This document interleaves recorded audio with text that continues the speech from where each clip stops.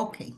אז בריאות הציבור זה בעצם תחום שמשפיע לנו על כל תחומי החיים.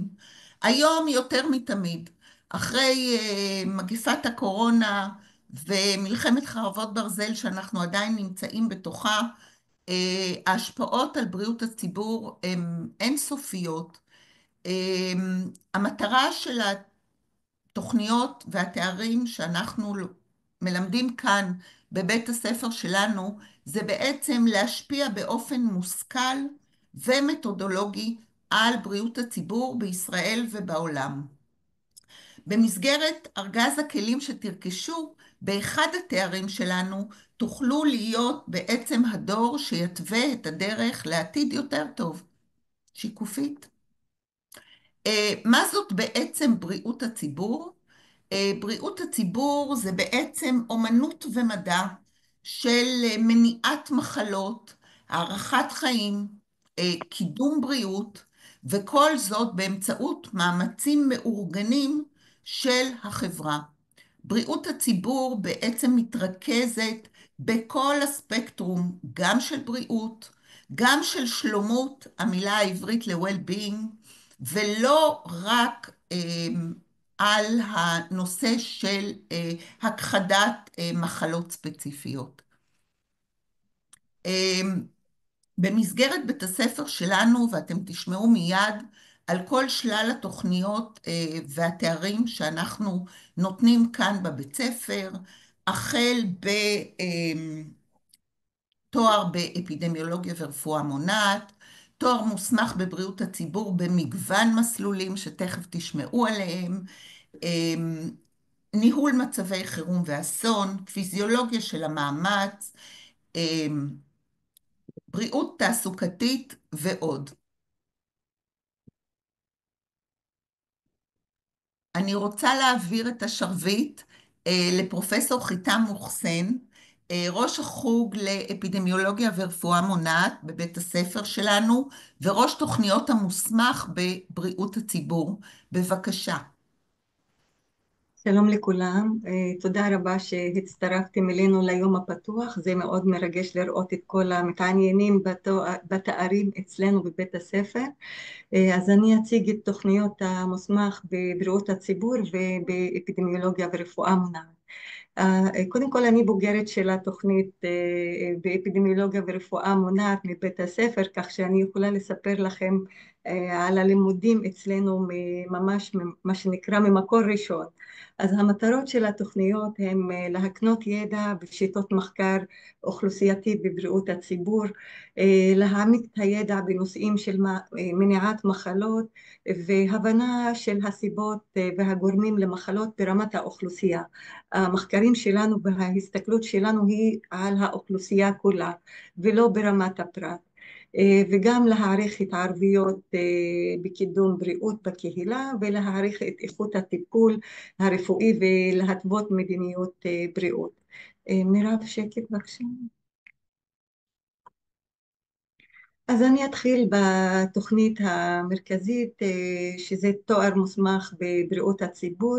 אנחנו פונים קהל יעד, מי יכול להירשם, למי התואר הזה יכול להתאים. זה יכול להתאים לאחיות, בוגרי מקצועות הבריאות, בוגרים של מדעים מדויקים, מדעי חיים, גם מדעי חברה, חינוך וניהול. הדרישות סף להגשת מועמדות הם תואר ראשון ממוסד אקדמי מוכר על ידי המועצה להשכלה גבוהה בממוצע מינימלי של 80. בחלק מהמקרים אנחנו דורשים ראיון קבלה, ולאנשים שאין רקע במדעי הרפואה או מדעי הבריאות אנחנו דורשים קורס השלמה על מנת לתת את המונחים הבסיסיים בנושא של מחלות ופיזיולוגיה של הגוף.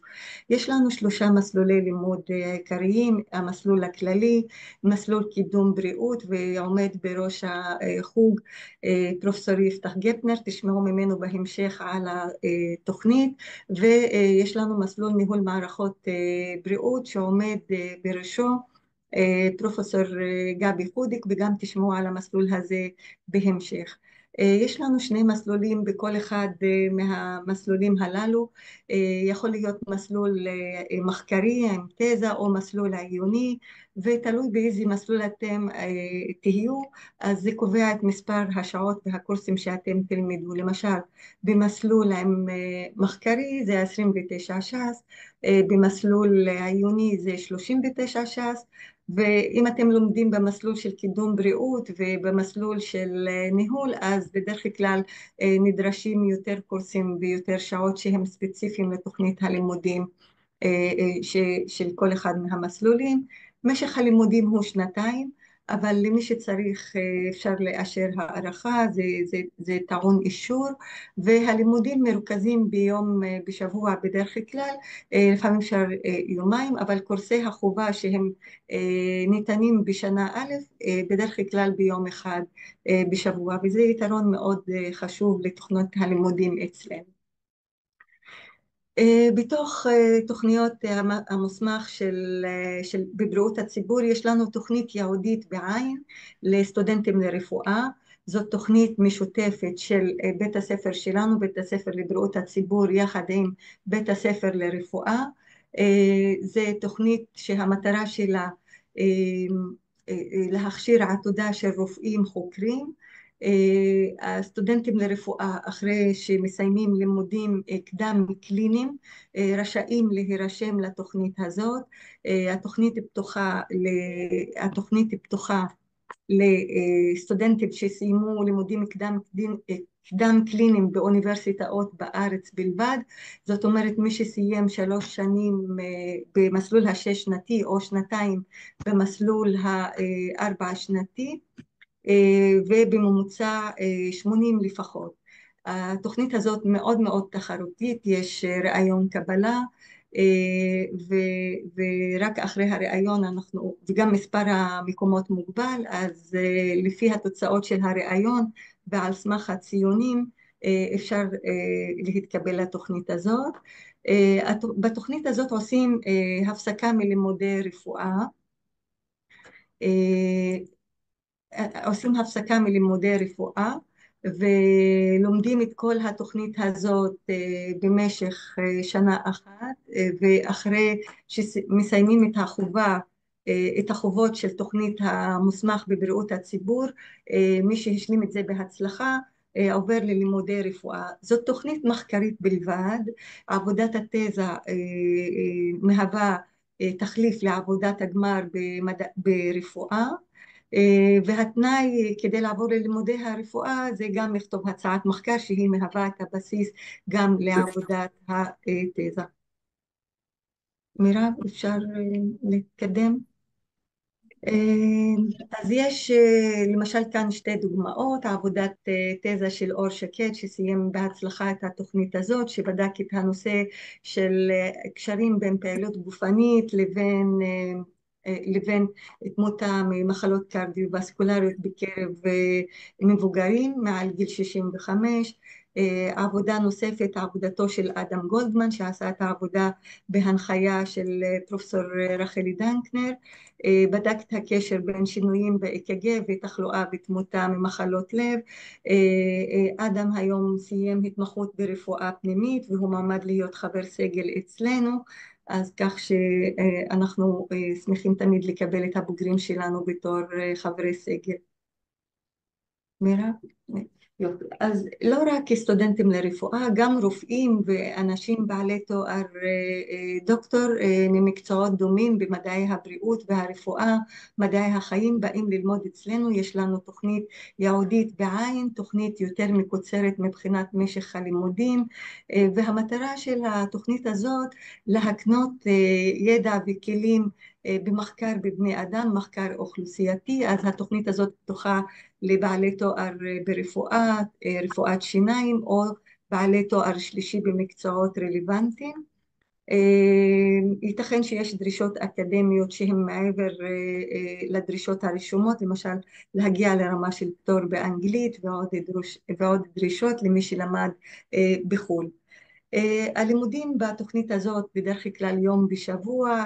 כמו שאמרתי, זאת תוכנית מקוצרת, יכול להיות لا هات لك זה יכול להיות מסלול עיוני ומסלול מחקרי. יום בשבוע זה יכול להיות במסלול הכללי, מסלול קידום בריאות, או במסלול ניהול מערכות בריאות. ואם לוקחים את המסלולים הנוספים ולא רק המסלול הכללי, צריך ללמוד יותר שעות. אבל זה יום בשבוע בדרך כלל, 2 סמסטרים או 3. למשל, כאן דוגמה של עבודתו של פרופסור גלעד טוויג. פרופסור טוויג חוקר את הנושא של מחלות קרדיומטבוליות, והוא בדק קשר בין התפתחות קוגניטיבית בגיל ההתבגרות ותמותה ממחלות קרדיו-וסקולריות בגיל הבגרות. עוד עבודה, מירב אפשר? עוד עבודה של דוקטור פנינה שטרית. פנינה היא מנהלת היחידה למחלות זיהומיות ומניעת זיהומים בבית חולים מאיר. עשתה את התואר הזה אצלנו יחד עם פרופסור מיכל חוברס, ועסקו בנושא של מניעת זיהומים אחרי ניתוח. אז זה תוכניות המוסמך בבריאות הציבור ומה אנחנו מקנים. התואר הבא הוא תואר מוסמך במדעי הרפואה ובמסלול אפידמיולוגיה ורפואה מונעת. זה מסלול יותר מחקרי. זכאים להירשם בוגרי תואר ראשון במדעי החיים, מקצועות הבריאות, ממוסד אקדמי מוכר בישראל, מינימום ממוצע 80 בתואר הראשון. יש ראיון קבלה, וכאמור יש קורסי השלמה לחסרי רקע בתחום מדעי הרפואה והבריאות. המסלול הזה הוא מסלול מחקרי בלבד. משך הלימודים 1 עד 2 יום בשבוע או יומיים, תלוי איך פורסים את הלימודים, אבל קורסי חובה בדרך כלל שנה ראשונה ביום שלישי, ובשנה שנייה ימי רביעי. מירב, אפשר להמשיך? אז מה עושים עם שני התארים הללו, ה-MPH או המסלול באפידמיולוגיה ורפואה מונעת? קודם כל אפשר להמשיך קריירה אקדמית, להמשיך לדוקטורט, אבל גם אם מישהו לא, וזה מה שאני עשיתי, אחרי תואר שני במדעי הרפואה באפידמיולוגיה המשכתי לדוקטורט ואחר כך לפוסט דוקטורט, ואחר כך התקבלתי להיות חברת סגל. אבל לא כל האנשים רוצים קריירה אקדמית. אפשר לעבוד כבר עם הכלים שאתם מקבלים אותם במכוני מחקר, במחלקות בבתי חולים, מעבדות המערבות מחקר ברמת האוכלוסייה, גופי מחקר ציבוריים באוניברסיטאות, משרד הבריאות, קופות החולים, או גופים פרטיים, חברות תרופות ועוד. גם אפשר לעבוד בעמותות או ללמד אפידמיולוגיה ובריאות הציבור, נושאים שונים במכללות ובמוסדות חינוך. אז זה אפשרויות התעסוקה בתחומים של בריאות הציבור ואפידמיולוגיה. מירב, אפשר להתקדם? והאמת שיש יתרון תעסוקתי בגלל התוכנית היוקרתית שאנחנו מעניקים. יש יתרון תעסוקתי לסטודנטים שלנו במוסדות מחקר. אנחנו נותנים מלגות לסטודנטים מצטיינים. ארגז הכלים שאנחנו מקנים הוא מאוד מאוד מפותח. אני בעצמי עשיתי את התואר הזה, אז אני יכולה להעיד שזה כלים מאוד מפותחים שמאפשרים לפתח קריירה מחקרית.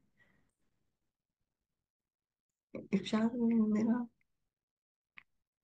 אבל למה ללמוד בריאות הציבור בתל אביב? קודם כל, באמת מיטב המומחים והחוקרים נמצאים בבית הספר שלנו, בין אם זה החוקרים בתוך בית הספר, ובין אם זה גופי מחקר שהם מסונפים לבית הספר, או בתי חולים שמסונפים לפקולטה שלנו. הפקולטה שלנו מאוד מאוד גדולה, ויש אפשרויות לשיתופי פעולה מאוד רחבים וטובים. התואר שלנו הוא תואר יישומי, מחובר לשטח. יש לנו מסלולי לימוד מאוד מגוונים, כמו שאמרנו, קידום בריאות, אפידמיולוגיה, ניהול ועוד מסלולים. יש מסלולים עם תזה ובלי תזה. הלימודים מרוכזים ליום יומיים בשבוע, וכך אנשים שהם עובדים יכולים לשלב גם עבודה וגם לימודים. ולרופאים התואר אצלנו מוכר להתמחות בבריאות הציבור, וגם כחלופה למדעי יסוד לרופאים מתמחים.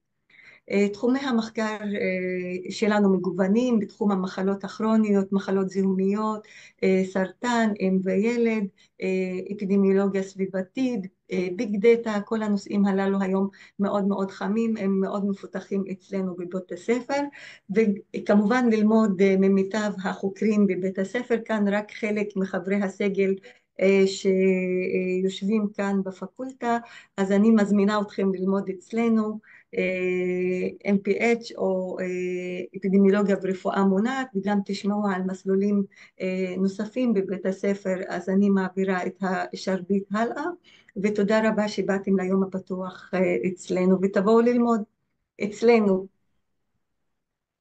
תודה רבה, פרופסור מוחסן. אני רק אקח דקה לענות לחלק מהשאלות שהיו בצ'אט.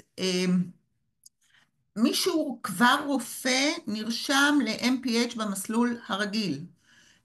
מי שהוא עדיין סטודנט לרפואה וסיים את השנים הקליניות ורוצה לנסות להתקבל אלינו, נרשם לתוכנית של MD-MPH, כי זה תואר משולב של רפואה עם MPH.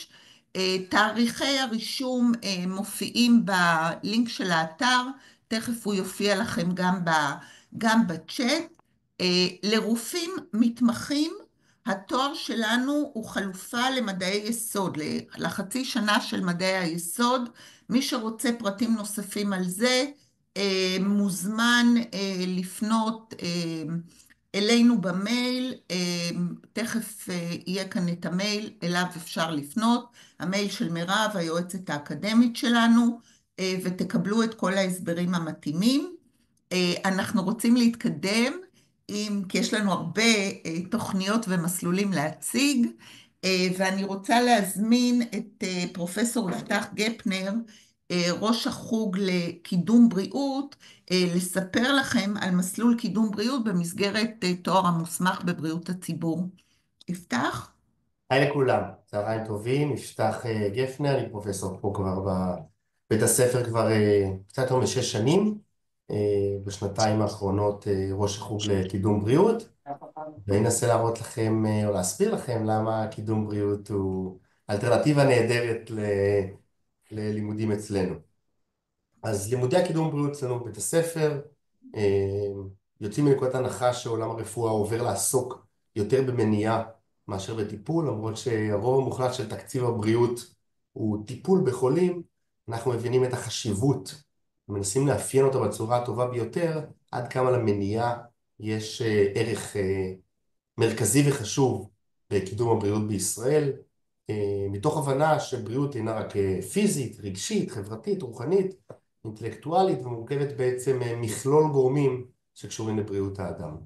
ובעצם התוכנית באה להראות איך אנחנו יכולים למנוע תחלואה באמצעות אורחות חיים בריאים יותר, מניעת עישון, פעילות גופנית, תזונה, הרגלי בריאות, הרגלי חיים, כדי לגרום לאוכלוסייה לעשות שינויים הן מהרמה הרגולטורית ועד אימוץ מודלים שונים לקידום בריאות באוכלוסייה. אנחנו בעצם מכשירים אנשי מקצוע מיומנים באופן מאוד פרקטי לשינוי בהתנהגות בריאות, מדיניות וסביבה, וחוקרים את קידום בריאות באמצעות תוכניות התערבות מגוונות. אנחנו בעצם נותנים לסטודנטים שלנו שבאים אלינו ללימודים, כמו שפרופסור מוחסן אמרה, במשך שנתיים של לימודים, ארגז כלים שמאפשר להם לבנות תוכניות לקידום בריאות, דרך כלים מתקדמים לשינוי ברמת המדיניות, כמו שציינתי, הפרט, הסביבה, באמצעות מודלים שונים, תוך א', מיפוי גורמי הסיכון, וב', השינויים ההתנהגותיים או הסביבתיים הדרושים, כדי להביא לאותו שינוי דרוש באורחות החיים כדי למנוע תחלואה.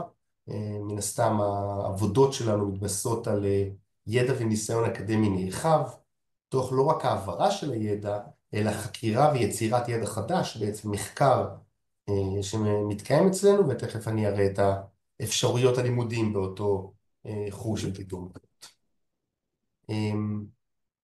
בעצם מערכת הבריאות, כלל מערכת הבריאות, מבינה שקידום בריאות אינו חלק אינטגרטיבי מכל המערכות הקיימות, הן אם זה בתי חולים שיש צוות של מקדמי בריאות, קופות חולים, שמות על זה המון דגש, יותר ויותר עם השנים, לקידום בריאות. אתם מכירים את זה אולי מעולם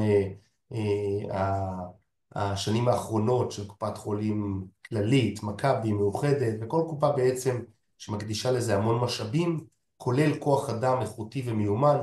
מערכת החינוך, משרד החינוך בכלל, שם המון דגש על קידום בריאות, כבר בשלב של אימוץ הרגלי בריאות, בין אם זה רגולציה של קפיטריות, להכנסת תכנים של תפיסת הגוף או תפיסת הפעילות, כבר בשלבים ראשוניים.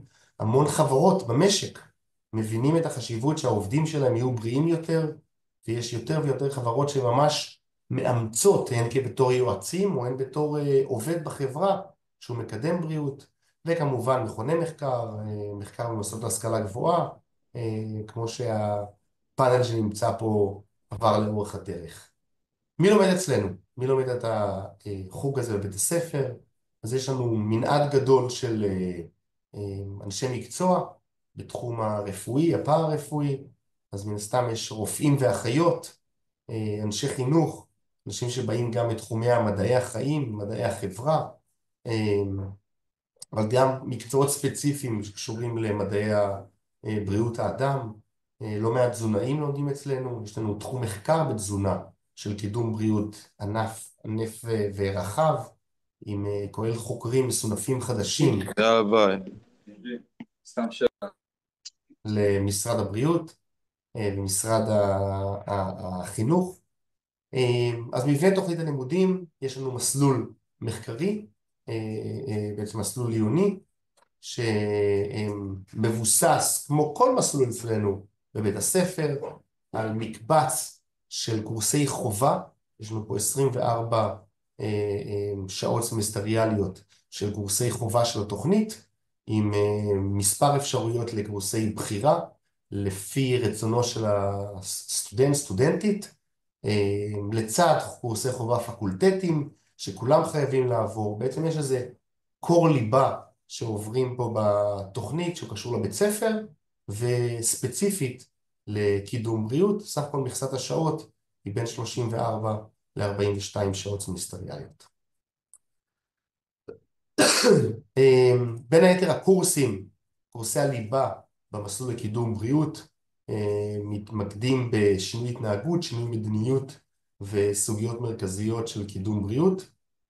בין היתר מבוא לטיפול התנהגותי קוגניטיבי והיריון מוטיבציוני, תקשורת בריאות בעידן הדיגיטלי, הכל מטובי המרצים והחוקרים בתחום הקידום בריאות בישראל, אנשים שמתווים דרך בקידום בריאות, יושבים בראשי ועדות של קידום בריאות בעולם, בין היתר מדיניות לקידום בריאות שמובל על ידי חוקרים מהשורה הראשונה, קידום בריאות בילדים, עישון ואפידמיולוגיה, וקידום השוויון וצמצום הפערים בבריאות. סגל המסלול, כמו שציינתי, מורכב משורה מהמובילה ביותר בתחום קידום הבריאות. פרופסור לאה רוזן, מכאן נתייחס לכמה מהם. לאה רוזן מהמובילות למניעת עישון אקטיבי, פסיבי, יצירת תוכניות ויישומם, גם חוקרת מובילה בתחום וגם מובילה דעה במשרדי הממשלה. פרופסור דיאן לוין גם יושבת בפאנלים הבכירים ביותר בעולם לקידום בריאות בוועדות, יוסי עוזרי, שחר לב-ארי ונוספים, שמאפשרים ורסטיליות וגיוון נורא גדול בתואר אצלנו. אתם מוזמנים בשמחה לבוא, הנאה מובטחת. תודה רבה פרופסור גפנר, והמסלול הבא שנרצה לשמוע עליו, מסלול מאוד ייחודי אצלנו בבית הספר, המסלול לניהול מערכות בריאות במסגרת תואר ה-MPH, ואני מזמינה את ראש המסלול, פרופסור גבי חודיק. שלום, תודה. תודה. אז באמת לימודי ניהול מערכות בריאות זה למעשה 2 תארים בתואר שני אחד. זה משלב הן את החלק האפידמיולוגי, הסטטיסטי, המחקרי שנלמד בתוכנית ה-MPH, וחלק מרכיב מהותי של ניהול, כלכלת בריאות, קבלת החלטות והערכת טכנולוגיות, שזה תחומים שהם ייחודיים למסלול הזה, כך שמי שחושב על קריירה ניהולית בתחום הבריאות, בתחום הרפואה, כדאי מאוד לשקול את הלימודים במסלול הזה. למעשה, לנהל מרפאה או תפקידים ניהוליים בכירים מחייבים תואר במנהל מערכות בריאות, והתואר הזה מוכר גם לצורך התמחות על במנהל מערכות בריאות במסגרת ההסתדרות הרפואית. והצורך במנהלים מוכשרים במערכת הבריאות הוא ברור. מערכת הבריאות בישראל, כמו בכל העולם, נמצאת תמיד במשבר תקציבי וארגוני, ומי שרוצה להבין יותר מהו משבר הרופאים, מדוע כל כך צפוף בבתי החולים בישראל, מהם הוויכוחים והדרך שבה ועדת סל הבריאות פועלת, וכל הנושאים שכל הזמן שומעים עליהם בחדשות, ימצא הרבה תשובות בלימודים, בקורסים, במסלול הזה. שקף הבא. אז המטרה באמת של הקורס זה לתת ידע וכלים מתקדמים להבנת מערכת הבריאות ולהכשיר את דור המנהלים הבא בישראל. 3 בתי החולים הגדולים בארץ, גם בילינסון וקופת חולים כללית, גם איכילוב, שזה בית חולים חצי עירוני חצי ממשלתי, וגם שיבא, שזה בית חולים ממשלתי, כולם מסונפים לאוניברסיטת תל אביב, וזה כולל גם את המנהלים בהם שמלמדים בתוכנית שלנו, כך שיש חשיפה לאנשים שבאמת מקבלים את ההחלטות החשובות בתחום מערכת הבריאות בישראל. וזהו תחום שהוא לא רק עיוני, הוא גם מעשי, אז צריך לשמוע ממנהלים כיצד מנהלים, לא רק לקרוא בספרים. פרט לזה יש גם מומחים בתחומי חשבונאות, תפעול, הערכת טכנולוגיות, לומדים לקרוא מאזנים, דוחות כספיים, לערוך ניתוחי עלות תועלת מסוגים שונים, cost benefit, cost effectiveness, שיאפשרו קבלת החלטות מושכלת והבנה כיצד מתנהגת המערכת. אני חושב שזה חשוב לכל רופא, בעיקר למי שחושב על קריירה ניהולית. מיותר לציין היכן נדרשים המקצועות האלה למעשה בכל ארגון רפואי, בין אם זה במגזר הציבורי או במגזר הפרטי. זה כולל בתי החולים, 32 בתי החולים הכלליים, קופות החולים, מוסדות שיקומיים, ולמעלה מ300 מסגרות של בתי אבות ומוסדות גריאטריים בישראל. גם חברות הפארמה והביוטק שעולם קבלת ההחלטות והערכת טכנולוגיות רפואיות, זה בליבת העשייה שלהם בישראל. גם שם יש ביקוש לבוגרי המסלול. כמובן שבמשרד הבריאות, בחברות ייעוץ שונות, מכוני מחקר שעוסקים גם בחקר שירותי בריאות, וכאמור גם במוסדות להשכלה גבוהה. אז במסלול שלנו מלמדים באמת המנהלים הבכירים בבתי החולים הגדולים, כולל פרופסור אייל צמחמן משיבא ופרופסור אלדד קטורזה ממכון גרטנר, ורבים אחרים שהם באמת מאוד ידועים והם המון ניסיון בתחומים שציינתי מקודם של ניהול מערכות בריאות וקבלת החלטות גדולות במעשה. אני אציין פה גם את פרופסור גיל פרייר מאיכילוב שמלמד בקביעות אצלנו בתוכנית. אז אם אני אסכם את הסיבות, לומדים 2 תארים בתואר אחד, אמנם זה תואר מאתגר עם לא מעט קורסים, אבל צריך להבין את ההיקף באמת של החומר כדי לעמוד בכל הדרישות. המרצים הם מובילים ומנוסים ומגיעים מהשטח, לא רק מגדל השן האקדמי. ישנו מסלול מחקרי שמאפשר המשך לימודים לתואר שלישי, וניתן לרכז כאמור את הלימודים ביומיים בשבוע. הנושא של ההתמחות כבר ציינתי, וכמובן רופאי שיניים גם אם נדרשים לתואר הזה אם ירצו לנהל מרפאת שיניים בעתיד. ואני אסיים בציטוט הזה שקיימת כמה הכרה כי ארגון רפואי לא ישרוד בתנאי תחרות וצרכנות מושכלת ללא כלי ניהול מתקדמים כפי שנלמדים בתואר, הכוללים יעדים אסטרטגיים ברורים ובחינתם באמצעות מדדי ביצוע ותוצאים. אז אני מאחל בהצלחה לכל מי שכאן. פרטים לגבי הלימודים והיקף השעות וחובת ההשלמה, אני חושב שכדאי לעשות את זה באופן פרטני. סך הכל מכסת הלימודים בתואר הזה, במסלול הזה, היא הגבוהה ביותר. למי שלא בוחר במסלול המחקרי, זה מגיע ל-45 שעות סמסטריאליות. פירוט והמלצות קיימות בתואר. נושא של כלכלת בריאות, התנהגות ארגונית, תורת החלטות, ניתוחי עלות תועלת, כל אלה הם בקורסי הליבה בתואר הזה. זהו, עכשיו לגבי מסלול מחקרי או עיוני, המסלול המחקרי אומנם מפחית בקורסים, אבל דורש הרבה יותר מאמץ. כלומר, מי שחושב שהוא יבחר במסלול המחקרי רק כדי לחסוך זמן לימודים, אין טעות גדולה מזו. הביצוע של התזה, כתיבת ההצעה, איסוף הספרות, ניתוח הנתונים, הבנה של החומר, דורש מאות שעות עבודה. אז הייתי באמת חושב באמת לעומק ומתכנן היטב את בחירת המסלול. אני חושב שהמסלול המחקרי מומלץ לאנשים שבאמת מתעניינים בנושא ורוצים לפתח קריירה מחקרית ולהתנסות במחקרים בתחומי כלכלת בריאות, ויש להם ידע מתאים. זה לא לכל אחד, לא לכל אחד זה מתאים. ויש גם אופציות לקורסי בחירה במסלולים אחרים, הכל מתואר במפורט באתר. אז בהצלחה לכולם. תודה. תודה רבה פרופסור חודיק, וכדי שתראו שבבית הספר שלנו לא לומדים רק מוסמך בבריאות הציבור במסלולים שונים, אנחנו באמת עומדים בחוד החנית גם בתוכניות לימוד ייעודיות ויישומיות, במיוחד בימים אלה. אני רוצה להזמין את ראש החוג לניהול מצבי חירום ואסון, פרופסור ברוריה עדיני, לספר לכם על מגוון התוכניות שקיימות בחוג לניהול מצבי חירום ואסון. ברוריה? תודה רבה פרופסור לרנר, ואנחנו נתחיל עם הסרט. רק מירב, חשוב שאצלך במחשב תעשי share sound, כדי שישמעו גם.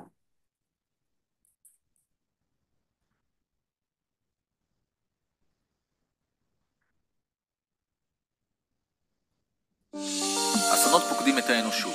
מגפות עולמיות, טרור ופגעי טבע מובילים לתחלואה, תמותה והשלכות ארוכות טווח על החברה והציבור.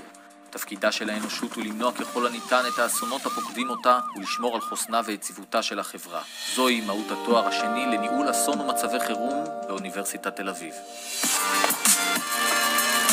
אני מזמינה אתכם להירשם לתואר השני בניהול מצבי חירום ואסון, המיועד לבנות ולפתח דור של מנהיגות מובילה בתחום חיוני זה. תוכנית הלימודים כוללת הרצאות, אורחים, סיורים, השתתפות בתרגילים, כנסים והכשרות שמשלבים בין התיאוריה האקדמית לעשייה בשטח. היו לי כמה בחירות, אבל בחרתי להישאר בתחום ולהמשיך לדוקטורט, ובכך למעשה בחרתי במסלול קריירה מחקרית ואקדמית. הבחירה במסלול זה הייתה מתוך רצון וראייה עתידית להשתלב במגזר הממשלתי ולהשפיע כחלק מקובעי המדיניות בהיערכות למצבי אסון שונים. כבר במהלך התוכנית יישמתי חלקים ניכרים מהתוכן הנלמד בעבודה היומיומית. הידע והכלים אשר ניתנו לי במהלך לימודיי בחוג תרמו משמעותית לקידום ושיפור תחום החירום בארגון. הבנתי שאני משפר את ארגז הכלים שלי ואת הנטוורקינג שלי בתחום החירום. הבחירה במסלול מחקרי אפשרה לי להשתלב בתפקידי מפתח בתחום המחקר. הייתי ממליץ ללמוד את התואר לאנשים שפתוחים ללמוד ולשתף בעולם החירום. אנשים סקרנים שמחפשים את 10 סנט הנוספים לארגון שלהם. במשך שנים רבות הזירה הזו הייתה מגרש המשחקים של גברים. לשמחתי בשנים האחרונות יש יותר נשים בתחום ולא רק בשדה האקדמי. אנחנו עדיין לא יכולים לדבר על נוכחות שוויונית. אני הייתי ממליצה לכל בעלת תפקיד ניהולי שיש לה נגיעה לקבלת החלטות בחירום, וכמובן למי שמעוניינת לראות את עצמה עומדת בצמתים הללו, ללמוד בתוכנית.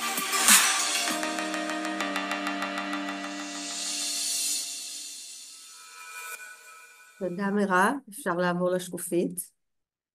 מה שאנחנו רואים היום, שאם בעבר הייתה לנו תקופת חירום מצד אחד ותקופה של שגרה ארוכה בין לבין, מה שראינו בעשורים האחרונים זה שהכל מתערבב ויש לנו את שגרת החירום.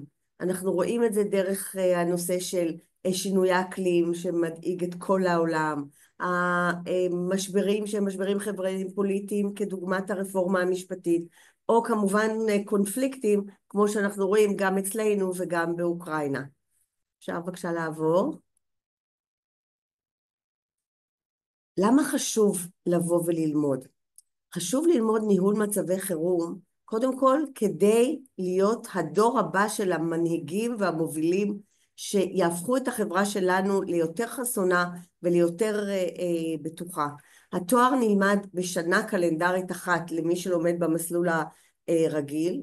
זאת התוכנית בין הוותיקות ביותר בארץ ובאמת מובילה בעולם, כאשר הנדבך המשמעותי הוא שאנחנו תוכנית מולטי דיסציפלינרית שרואה את ההיערכות למצבי חירום והמענה למצבי חירום כבנוי על הרבה מאוד תחומים, כולל נושא של רפואה, כולל נושא של לוגיסטיקה, של הסברה.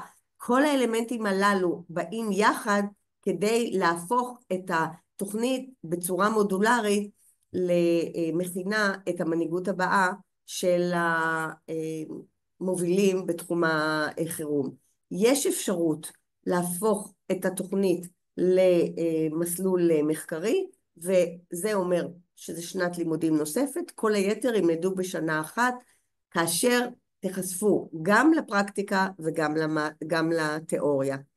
אנחנו רואים ומרגישים את החשיבות של הכלים והמיומנויות בתחום החירום כהשפעה על כל מה שקורה אצלנו בחברה, והניסיון ללמוד ולקבל את המיומנויות הללו למעשה מחזקים את החוסן של כולנו.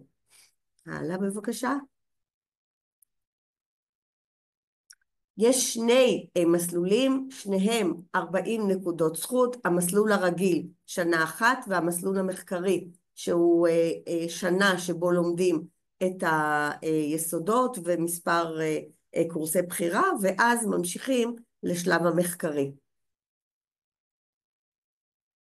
אלה שלומדים במסלול הרגיל עושים פרויקט גמר, ואלו שממשיכים למסלול המרכזי עושים תזה, כאשר התוכנית בנויה באופן כזה שכמחצית מהקורסים הם קורסי חובה, אבל המחצית השנייה היא קורסי בחירה שמאפשרת לכל סטודנט לבחור את הנושאים על פי האופק התעסוקתי, על פי תחומי העניין, על פי הכיוונים שהם הרבה יותר משמעותיים לכל אחד מהסטודנטים או הסטודנטיות. אבל כפי שאמרתי, מאחר ואנחנו בצורה מאוד משמעותית מחברים בין הפרקטיקה לבין התיאוריה, הלימודים כוללים גם הרבה מאוד חשיפה לקובעי מדיניות, למקבלי החלטות, לביקורים בשטח ולסדנאות. אתם יכולים לראות פה רק חלק מהמגוון הקורסים, הם באמת מקיפים תחומי התעניינות ותחומי עניין מאוד מאוד משמעותיים, כדי להכשיר את הבוגרים שלנו להיות גם מנהלים וגם מומחים בניהול מצבי חירום. עבודת הפרויקט, כפי שאתם יכולים לראות פה, כוללת שלל מגוון של אפשרויות, החל מסקירת ספרות, דרך מחקר אפידמיולוגי, ומחקר מלא בנושא של קידום ההיערכות לחירום, או ניתוח של מקרה בוחן. ואילו במסלול המחקרי, ההוראה היא לאפשר לסטודנטית או לסטודנט להעשיר את היכולת המחקרית, לעבד ממצאים, להבין איך אפשר לחקור תחומי עניין חדשים, כדי לבוא עם פתרונות שיכולים לעזור הן לעולם המדע והן לעולם המעשה. תנאי הקבלה למסלול המחקרי, והם נבחנים בתום הסמסטר הראשון של הלימודים, הם ציון של 80 לפחות בקורסים המתודולוגיים שאתם רואים כאן, ובחירת נושא ומציאת מנחה שיאפשר לסטודנט או לסטודנטית להעשיר את הידע המחקרי. המרצים אצלנו, כפי שאמרתי על החשיבות של החיבור בין המדע לבין השדה, כולם באים עם ידע וניסיון מאוד מאוד מעמיקים, גם בעולם השדה, גם כאן בארץ וגם בעולם בכלל, וגם עם הרבה מאוד ידע וניסיון בעולם של האקדמיה. ארגז הכלים שכל אחד מהבוגרים שלנו למעשה יסיים את התואר, זה כישורי ניתוח, חשיבה מקורית, יצירתיות, מכיוון אלה הם ערכי יסוד בהיערכות ובניהול מצבי חירום, חשיבה ביקורתית, יכולת להעביר את החשיבה הביקורתית הזאת במטרה באמת להגיע לתשומות ולתובנות מאוד מאוד חשובות, שיאפשרו הבנה אינטגרטיבית הן לסוגיה שעומדת על הפרק והן לתכלול לעולמות תוכן נוספים. אפשר למצוא את הבוגרים שלנו משולבים במגוון רחב של גורמים ממשלתיים, לא ממשלתיים, ארגוני סיוע הומניטרי, חברות וארגוני הייטק או תעשייה, גם לאומיים וגם בינלאומיים, וכמובן גם אלה שממשיכים בתחום המחקרי, אזי בתחום המחקר במוסדות להשכלה גבוהה. התנאי קבלה אלינו הם כפי שהם למעשה לכל התוכניות של בית הספר, ציון גמר של 80 ומעלה, ממגוון של מקצועות שונים ותארים ראשוניים, מאחר וכאמור אנחנו תוכנית מולטי דיסציפלינרית, חלק מהסטודנטים בהתאם לרקע יוזמנו לרעיון אישי, על פי שיקול הדעת של ועדת הקבלה. אנחנו מאוד נשמח לראותכם. אני רוצה רק להתנצל על הקול שלי, שבצוק העתים ומחלת השפעת הוא ענוק אתמול שלשום, ולאחל לכולם הצלחה בלימודים אצלנו ובתוכניות האחרות. תודה רבה פרופסור עדיני. אני רק אומרת שמחר יתקיים יום פתוח ייעודי רק לתוכנית של ניהול מצבי חירום ואסון, אז מי מכם שרוצה יכתוב בצ'אט ותקבלו את הזימון, מי שמתעניין לתוכנית הספציפית הזאת. ואנחנו ממשיכים הלאה, ותוכנית נוספת שקיימת אצלנו, תוכנית מאוד מאוד מיוחדת, היא התוכנית של פיזיולוגיה של המאמץ. ראש התוכנית הוא פרופסור ישראל הלפרין, שלצערנו נבצר ממנו להיות כאן היום, ובמקומו יציג את התוכנית פרופסור יפתח גפנר, שכבר פגשתם אותו, שבעצם שייך לשני תחומים אצלנו בבית הספר. יפתח? היי שוב. כובע אחר, פיזיולוגיה של המאמץ. אולי נתחיל מסרטון קצר, נראה שהסאונד עובד. לפעילות גופנית, השלכות בריאותיות ותפקודיות רבות במהלך החיים, מילדות ועד זקנה. ההשפעה שלנו כפיזיולוגים בתחום זה היא מהותית. אני מזמין אתכם להירשם ללימודי התואר השני בפיזיולוגיה של המאמץ, במסגרת בית הספר לבריאות הציבור, בפקולטה לרפואה באוניברסיטת תל אביב. מדובר בתוכנית לימודים ייחודית בישראל, משלבת את התיאוריה עם הפרקטיקה בעולם הספורט והאימון הגופני. תוכנית הלימודים האקדמית מגוונת ומעשירה, ולה שותפים מיטב המומחים בתחום. במסגרת התואר תעמיקו את הידע וההבנה הקשורים במאמץ גופני, באימון גופני ובספורט, בקרב מגוון רחב של אוכלוסיות, בבריאות ובחולי. במסגרת לימודיי בתואר אני שותף למחקר קליני, במסגרתו אני עושה שימוש בכלים המדעיים המתקדמים ביותר בעולם, המאפשרים לנו לבחון את השינויים החל מהרמה התאית ועד הגוף השלם. התואר פתח לי צוהר לעולם מדעי מרתק, ואני מרגיש שזכיתי להיות חלק מהדבר הייחודי הזה. במילים פשוטות, פיזיולוג של המאמץ בעצם יכול לעזור לכל אדם באוכלוסייה להפוך לאני הפיזי הטוב ביותר שלו. אפיקי המחקר השונים בתואר מאפשרים לסטודנטים ולסטודנטיות שלנו לשאול שאלות מדעיות חדשניות, לערוך מחקרים פורצי דרך ולהפליג לעולם המדע עם הידע שרכשו במהלך התואר. מערכי המחקר שלנו מבוססים על אינטגרציה מתחומי ידע שונים, ביניהם מדעי האימון, פסיכולוגיה ולמידה מוטורית. אני מגיעה מעולם הספורט המקצועני, והידע שקיבלתי בתואר מאפשר לי לנתח ולהבין טוב יותר את הביצועים הגופניים של ספורטאים, והאמת גם את של אלה שאינם ספורטאים. הליווי המקצועי שאני מקבלת במחקר שאני מבצעת במסגרת התואר, הידע שרכשתי, זה בדיוק מה שאני צריכה כדי לממש את השאיפה שלי, להפוך לחוקרת בתחום הפיזיולוגיה של המאמץ בספורט ההישגי.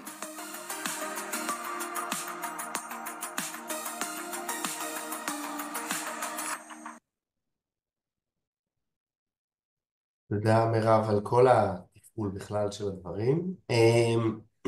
אז תואר בפיזיולוגיה של המאמץ, זה בעצם התואר בפיזיולוגיה לתואר שני הראשון בישראל שנפתח מזה הרבה שנים. תואר שהוא ממושק גם למכון סילבנוס לספורט. אני אגיד כמה מילים על זה בהמשך. למה אצלנו? אנחנו המקום המוביל היום בארץ לפיזיולוגיה של המאמץ, לא רק בגלל אנשי המקצוע שיש פה, הרבה גם בגלל המכון שמאפשר לנו לבדוק ספורטאים ברמה הגבוהה ביותר בישראל, כולל שיתופי פעולה עם הוועד האולימפי, קבוצות ספורט ואיגודים. לסבר את האוזן, המכון מאפשר לנו לבדוק תנאים פיזיולוגיים שונים, בין היתר בעזרת מלון היפוקסיה, 8 חדרים של מלון שמאפשר לנו לבדוק תנאי גובה שונים, עד 2,800 מטר, חדרי אקלים שמאפשרים לווסת את הטמפרטורה, לחות, אור וחמצן, ופסיליטיז נוספים שבאמת state of the art לא רק בארץ אלא גם בעולם.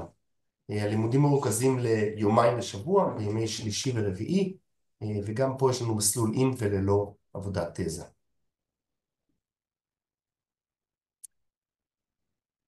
כמו בכל המסלולים בתואר הזה, יש לנו קורסי ליבה, קורסי חובה בתוכנית, מן הסתם קורס מרכזי בפיזיולוגיה של המאמץ, קורס של שיטות מדידה והערכה בפיזיולוגיה של המאמץ, ממש באים למעבדות ולומדים איך עושים בדיקות של צריכת חמצן מרבי, בדיקות לקטט, בדיקות של כוח מקסימלי, פלטות כוח ואביזורים שונים, כולל ביומכניקה, קורסים בתורת האימון בספורט ההישגי, אנחנו תחת בית ספר לבריאות הציבור או ממושקים, אז יש קורס חשוב בפעילות גופנית ובריאות הציבור, פעילות גופנית בילדים, ופיזיולוגיה של המאמץ בגיל המבוגר, מה שתופס המון המון נתח בתחום השיקום ובתחום הליווי אנשים מבוגרים. יש פה עוד רשימת קורסי הבחירה, בין היתר הבדלים מגדריים בפיזיולוגיה של המאמץ, תזונת ספורט, תנאי קיצון, שוב פעם, טובי המומחים בעולם, פעילות גופנית ושיקום לב וכדומה. בין היתר סגל הליבה, יש לנו הרבה סגל מסונף ממרכזי מחקר, ויש 4 חברי סגל בסגל הליבה. פרופסור יורם אפשטיין, מומחה בתחום חקר של פיזיולוגיה של החום, פרופסור מיקי שיינוביץ', ישראל אלפרין, ראש החוג ואנוכי. מה עושים כפיזיולוגים של המאמץ? אז תחום הפיזיולוגיה של המאמץ תופס נדבך הולך וגדול ביותר ויותר ארגונים שונים. כמו כל תואר אפשר להמשיך לקריירה אקדמית. מכוני מחקר ומחלקות בתי חולים, הרבה מחלקות השיקום, כל נושא של שיקום לב, שיקום ריאתי, שיקום מחלת הסרטן, שיקום גופני כזה או אחר אחר הניתוח, כל דבר שהוא לא פיזיותרפיה של תנועה בלבד, אלא משלב היבטים של מאמץ ומאמץ מקסימלי, כפיזיולוג זו הכתובת. קבוצות וארגני ספורט, הן בתור האסמכתה להיות הגוף המקצועי באותם ארגוני ספורט, או הן ברמת הניתוח נתונים ודאטה סיינטיסט בקבוצות ספורט. אתם יודעים, בארצות הברית פיזיולוג של מאמץ עם PhD זה הסטנדרט להוביל קבוצות ספורט. בארץ זה הולך ונהיה מישהו בעל תואר שני בפיזיולוגיה של המאמץ, וזה מה שאנחנו רוצים להביא את השינוי, לגדל את התחום של ספורט למצוינות בישראל. הרבה מהסטודנטים שלנו הם מלמדים בהכשרה למאמנים, כל מאמנים שעושים הכשרה בחדר כושר והכשרות שונות, בעצם הסטודנטים שלנו יכולים לעבוד מרצים בתחום. תחומי המחקר, כמו בכל תחום, כמו שפרופסור עדיני תיארה, זה תלוי במנחה, ויש צורך פה למצוא מנחה לעבודות התזה. אז גם פה, למשל פיזיולוגיה בתנאי קיצון, שפרופסור יורם אפשטיין מוביל, הוא מן הסתם מתעסק אם זה התחום שמעניין סטודנט, הוא צריך לפנות אל פרופסור אפשטיין לתחום הזה. יש פה, אתם רואים, עבודות שונות. המעבדה שלי מתעסקת בהשפעות מטאבוליות של פעילות גופנית, וכל חוקר, חוקרת, בהתאם לתחום התמחות שלהם. בין היתר העבודות שמפורסמות, אז כמו שפרופסור מחסן הראתה, עבודות שונות שמתפרסמות, אז יש פה עבודות שונות שסטודנטים שלנו הובילו לעמדות מפתח. אורין בר, עירית מרקוס בוגרת התואר שלנו, עבודות נוספות שפרופסור הלפרין מוביל עם סטודנטים שלו, עם תומר שבוגר אצלנו, עבודה שיורם אפשטיין דיבר על heat stroke ב-New England Journal of Medicine, בעיתונות הגבוהה ביותר. התואר למילות סיכום מאפשר לנו לא רק ללמוד את תחומי הליבה של פיזיולוגיה של המאמץ, אלא ממש לתת כלים פרקטיים ויישומיים לשיפור הביצועים בספורט ולהיבטים הבריאותיים שספורט יכול להביא לבריאות האדם. בהצלחה.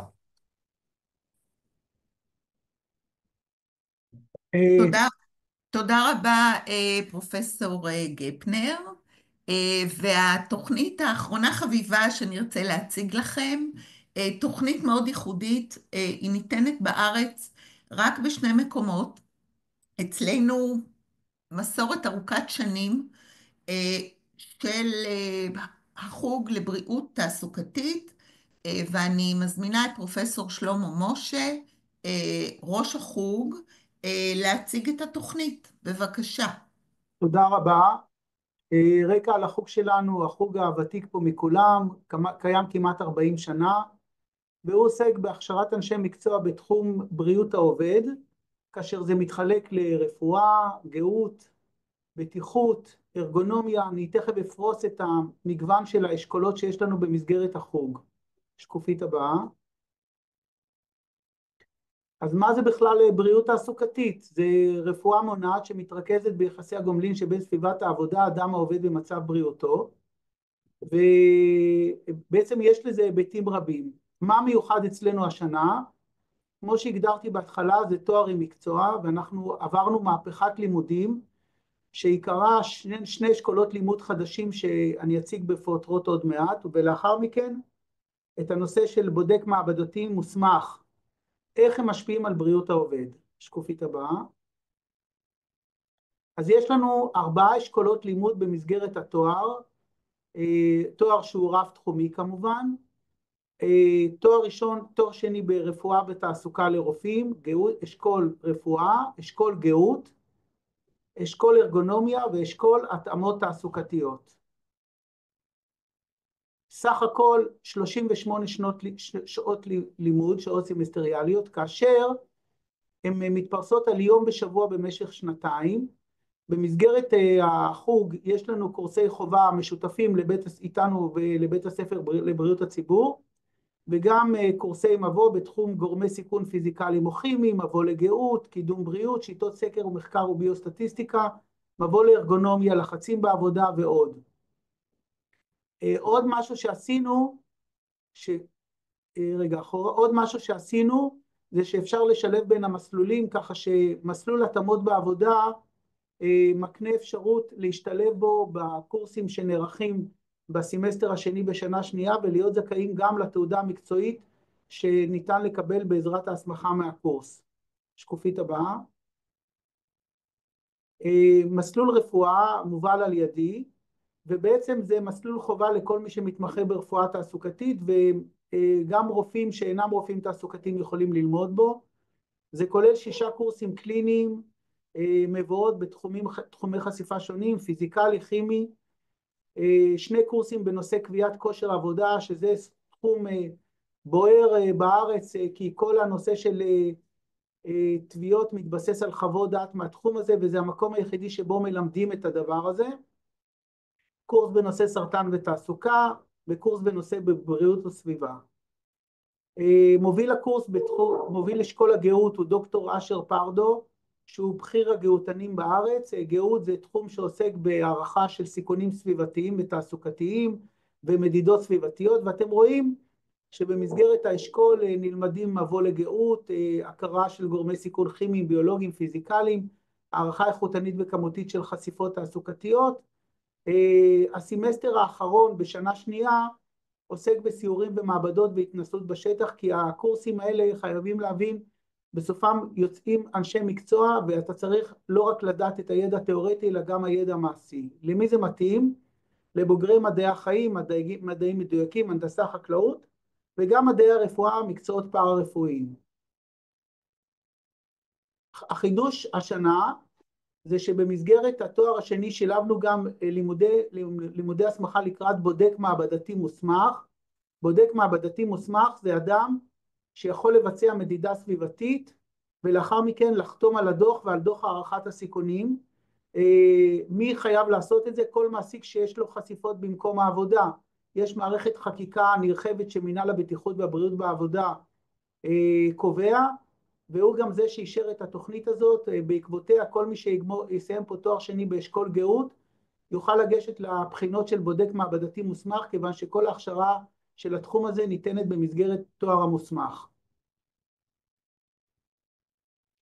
אשכול ארגונומיה זה אשכול חדש לגמרי, ופעם ראשונה במדינת ישראל שנלמד במסגרת תואר שני תחום הארגונומיה, מקצוע בהתאבות. הוא עוסק בהתאמת העבודה לאדם לצורך קידום בריאות, נוחות, יעילות ומניעת פגיעות. למעשה כל הנושא של תכנון עמדת עבודה משלב ידע תיאורטי ויישומי, גם פיזי, גם קוגניטיבי וגם ארגוני. הלאה. מובילת האשכול היא דוקטור דבורה אלפרוביץ', מומחית ותיקה עם עשרות פרסומים מדעיים. אנחנו למעשה מכשירים אנשי מקצוע לצורך מניעה של תחלואה בסביבת העבודה, מקנים כלים לסטודנטים, ולא רק ידע תיאורטי, אלא גם ידע מעשי. בסמסטר הרביעי, כלומר סמסטר ב' שנה שנייה, הסטודנטים יצאו לפעילות שטח של מיפוי במפעלים, קביעת תוכנית ארגונומית לצורך מניעת תחלואה. הלאה. והנה קורסים לדוגמה במסגרת ההכשרה בארגונומיה, ארגונומיה קוגניטיבית, ביומכניקה, הגורם האנושי בסביבת העבודה, קידום בריאות ובניית תוכניות התערבות ארגונומיות בארגונים, כפי שאמרתי, הסמסטר השני בשנה שנייה. קורס התאמות, אשכול התאמות בעבודה לאנשים עם מוגבלויות, גם זאת תוכנית חדשה לחלוטין לראשונה השנה. מובילי האשכול הם דוקטור רז דקל, שהוא הרופא הראשי של מינהל הבטיחות והעבודה, ודוקטור איה חסדאי, שותפה לו לדרך, שהיא מרפאה בעיסוק. ופה אנחנו עוסקים בנושא של הקניית ידע וכישורים בנושא תהליך חזרה לעבודה של אנשים עם מוגבלויות, רכישת מיומנויות, כלים, מתן ייעוץ, ובסוף ההכשרה ניתן יהיה לגשת לבחינות של משרד העבודה ולקבל הסמכה מקצועית בתחום. עכשיו, זה מקצוע שמתפתח, בדיוק כמו שהיום לכל מפעל מעל סדר גודל מסוים חייב שיהיה ממונה בטיחות, לפי חוק שוויון העסקת מוגבלים בעבודה, אנחנו יודעים שתהיה דרישה בהמשך להעסיק אנשים שהם מוסמכים להתאמות בעבודה של אנשים עם מוגבלויות, לעבוד בסביבת העבודה ולקבוע קביעות לגבי אותם העסקה של אנשים אלה. זה נושא שהולך ומתפתח. אנחנו האוניברסיטה הראשונה שיוצאת עם תוכנית הכשרה בתחום הזה כחלק מלימודי התואר השני. ומה הקורסים לדוגמה? למשל התאמות בעבודה במצבי בריאות מיוחדים, התאמות בעבודה שיקולים מעשיים, התאמות בעבודה מבוא ושיקולים תיאורטיים, לחצים פסיכו-חברתיים בעבודה. למי מיועדת התוכנית? כמו ארגונומיה, גם פה זה מיועד לאחיות, ריפוי בעיסוק, פיזיותרפיה, רופאים בכלל, ובפרט רופאים תעסוקתיים ורופאי שיקום. מה עושים עם ההכשרה הזאת? כמובן שכל מי שעובד כרופא תעסוקתי חייב לעבור את ההכשרה דרכנו, אבל לא רק.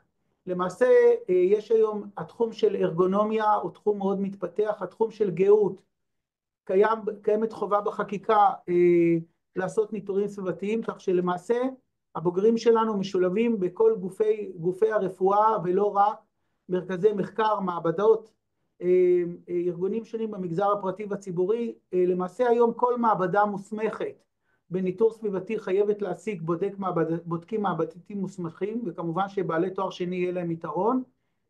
כל נושא ארגונומיה גם הוא נושא מתפתח, שמובל על ידי האיגוד לארגונומיה בישראל, ואנחנו שותפים לדרך וקיבלנו גם את ברכת הדרך שלהם. יש לנו אתר חדש, התחדשנו בעקבות כל התוכניות, ומצוינים פה הפרטים של מזכירת החוג טלי, והיועצת האקדמית של התואר דוקטור עתליה תובל, וכולם מוזמנים.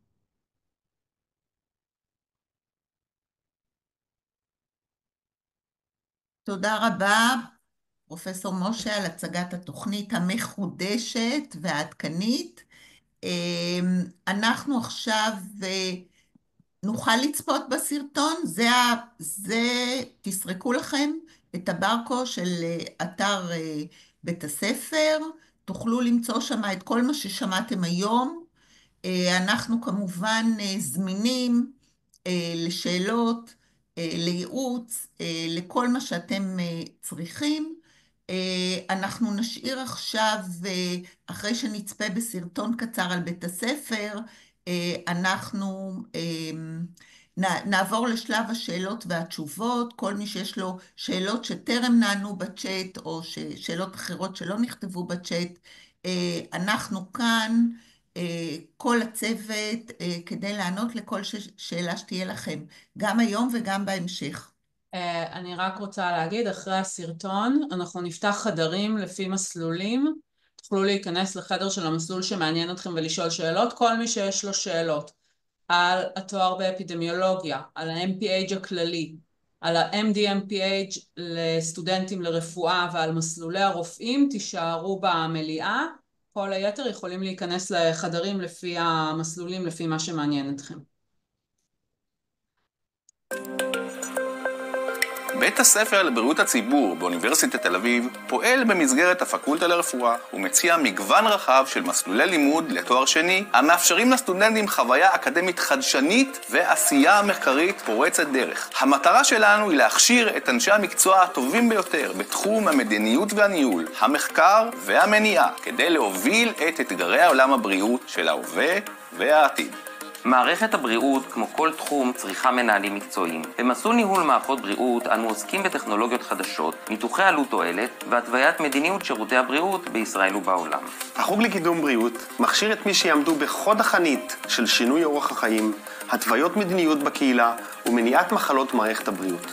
הלימודים בו משלבים בין היתר את תחומי הרפואה, התזונה, הכלכלה, החינוך ופסיכולוגיה. קידום המחקר והכשרת אנשי מדע וניהול מקצועיים עומדים במוקד העשייה של בית הספר. חקר נתוני אוכלוסיות ומניעת תחלואה, קידום אורח חיים בריא וניהול מדיניות בריאות הם אלה שיקבעו את איכות החיים ומצב הבריאות של אוכלוסיית ישראל. כמו רבים מחברי סגל ההוראה הבכיר של בית הספר, גם אני השלמתי לימודי תואר שני ושלישי באוניברסיטת תל אביב. אצלנו מכשירים את דור העתיד של עולם הבריאות לרמה הגבוהה ביותר של מקצועיות. הצטרפו לבית הספר המוביל בישראל ללימודי בריאות הציבור.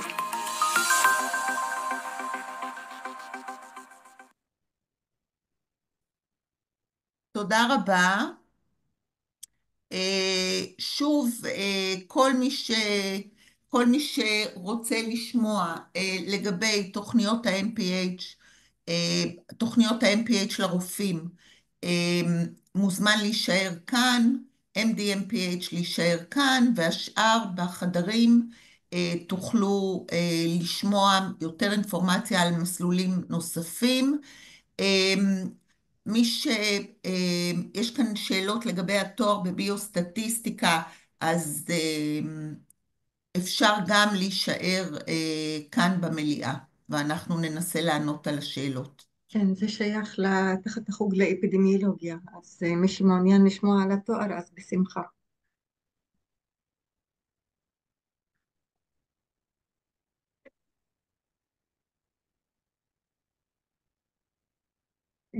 מי עושה את החלוקה לחדרים? מירב?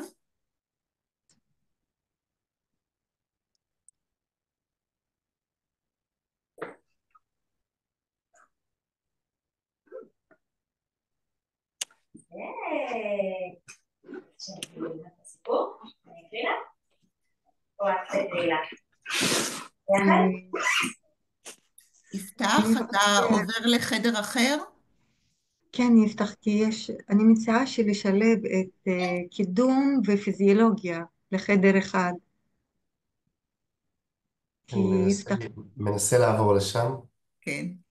כן, ואולי גם לשלב את ניהול יחד עם המסלול של ה-MPH, כי אני רואה שגבי לא נמצא, אז ננסה לענות לשאלות על ניהול. גם ניהול מערכות בריאות, אנחנו ננסה לענות כאן על השאלות. כן, יופי.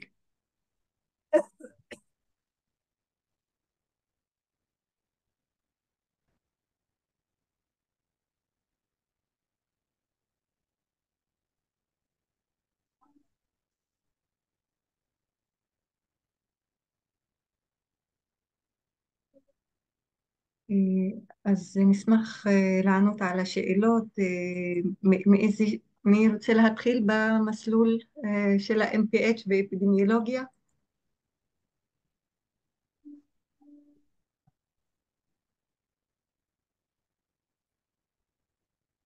יש כאן סטודנטים לרפואה שמתעניינים ב-MD-MPH? כן, אני גם רציתי לשאול לגבי זה. אוקיי, אז בואו נתחיל משם. עבורכם, ואם יש שאלות נוספות אנחנו נשמח לענות. המסלול של ה-MD-MPH הוא מסלול מיוחד, שבעצם סטודנטים בין השנים הפרה-קליניות לקליניות עושים הפסקה של שנה, ובשנה הזאת הם לומדים אצלנו תואר MPH. הלימודים הם יומיים בשבוע, שלישי ורביעי, בימים האלה עושים קורסים, ובנוסף המסלול הזה כולל גם כתיבת הצעה לתזה וביצוע תזה, שמהווה בעצם את החלופה לעבודת הגמר של בית הספר לרפואה. הקבלה למסלול הזה היא קבלה תחרותית, כאשר אנחנו מוגבלים במספר הסטודנטים שאנחנו יכולים לקבל מאוניברסיטאות אחרות. אנחנו יכולים לקבל סטודנטים גם מהמסלול ה4-שנתי וגם ה6-שנתי מאוניברסיטאות אחרות, ובתנאי שהם סיימו את הלימודים הפרה-קליניים בציון 80, אבל יש לנו 8 מקומות בלבד. בכל שנה יש לנו הרבה מועמדים, הקבלה של אותם 8 היא על סמך הציונים בשלב הפרה-קליני, ורעיון קבלה שאנחנו עושים אותו בזום, בנוכחות הרבה מאוד חברי סגל, והשילוב של הציונים והציון של הרעיון, הם בעצם אלה שקובעים מי יהיו 8 שהתקבלו מאוניברסיטאות אחרות. אם יש כאן סטודנטים מתל אביב, שכבר לומדים בתל אביב, אז הם יכולים להתקבל בנוסף ל8 האלה, והמספר אינו מוגבל. האוניברסיטאות האחרות לא אוהבות את זה שהסטודנטים באים אלינו, כי בסוף ה-MPH, בעצם מי שבמסלול הזה יכול להמשיך את לימודיו באוניברסיטת תל אביב, כאן אצלנו בפקולטה, בבית הספר לרפואה. החזרה בסיום ה-MD-MPH ללימודים הקליניים בתל אביב במסלול ה4-שנתי או במסלול ה6-שנתי לא תלויה בנו, היא תלויה בבית הספר לרפואה. יש שנים שהם מאשרים לכולם לחזור למסלול ה4-שנתי ובעצם לסיים את הלימודים בעוד 2 קליניות. יש שנים, עקב מספרי הסטודנטים בתוכניות, שמי שבא מ4-שנתי יחזור ל4-שנתי, ומי שבא מ6-שנתי יחזור ל6-שנתי, אז זה מידע שעוד אין לנו אותו. אתם מוזמנים כמובן להירשם. כמה שיותר מהר. ההרשמה פתוחה עד יולי, אנחנו בסוף יולי עושים את רעיונות הקבלה, ומשתדלים לתת תשובות די מהר. עוד שאלות על המסלול הזה? כן, הייתה שאלה בצ'אט, למי שרוצה את תוכנית הקורסים, אז התוכנית מופיעה באתר, כל הקורסים שאנחנו מלמדים, יש קורסי חובה, מבוא לאפידמיולוגיה, שיטות סקר ומחקר, ביוסטטיסטיקה א' וב' ועוד קורסים, קורסי בחירה, אז הכל מופיע באתר של בית הספר אצלנו, אני אעביר לכם את הלינק, תוכלו להתרשם מהתוכניות השונות. ישנן וריאציות של קורסי בחירה שהם ניתנים אחת לשנתיים, אז התוכנית שמופיעה באתר היא התוכנית של שנת הלימודים תשפ"ה, אבל זה וריאציות קטנות בקורסי הבחירה. קורסי החובה הם אותו דבר. ואיך עובדת ההתאמה להתמחות מבחינת קורסי יסוד שצריך לעשות בהתמחות? את מדברת, אריאל, על המסלול של הרופאים? כן, אני שמעתי על זה פעם ראשונה עכשיו בהרצאה, לא הבנתי איך זה. אוקיי, את כבר רופאה? את כבר סיימת לימודי רפואה? לא. זה לא רלוונטי. לא. אנחנו מקבלים אנשים למסלול רופאים, בעצם אם הם לא עשו את התוכנית הזאת בין הלימודים הפרה-קליניים לקליניים, הם יכולים לבוא אלינו בסיום הלימודים, לפני הסטאז' או בין הסטאז' להתמחות, או תוך כדי ההתמחות, או אחרי ההתמחות. יכולים לבוא בכל אחת מהצמתים האלה בקריירה, ולעשות אצלנו את התואר. אז אני לא יודעת מה רלוונטי עבורך, אבל בכל אחת מהצמתים האלה, בעצם מי שכבר בא עם תואר MD, או לצורך העניין עם תואר PhD במקצועות רלוונטיים, בעצם התוכנית היא מקוצרת, ומי שעושה תואר עם תזה, לומד 2 סמסטרים קורסים, ומחויב כמובן בתזה, או שיכול לעשות 3 סמסטרים, ולעשות מסלול עם פרויקט, שזה עבודה בהיקף קטן. תודה רבה. בשמחה. לגבי התואר של ניהול, כן, יש בצ'אט, גם לי האם יש התואר של שאלה. ניהול מערכות בריאות נכנסים לכלכלה ומנהל העסקים, אז יש לנו קורסים במסגרת התואר במסלול ניהול, יש לנו קורסים של כלכלה, בעיקר כלכלת בריאות וכל מה שקשור לניהול מערכת הבריאות, חשבונאות וכו', אז אנחנו נותנים את כל הכלים שהם נחוצים לניהול מערכת הבריאות. ספיר, זה עונה לשאלה שלך? נראה לי שכן, סתם כי ראיתי תוכנית אחרת שממש מקבלים ב-MBA, אז תהיתי כאילו מה ההבדלים. אז אני רוצה להגיד רגע על ההבדל בין ה-MHA שניתן ב-MBA לבין התוכנית שלנו, ואמר את זה גם פרופסור חודי. התואר שלנו כאן הוא בעצם תואר כפול. מקבלים גם את הכלים לביצוע מחקר וגם את הכלים לנהל.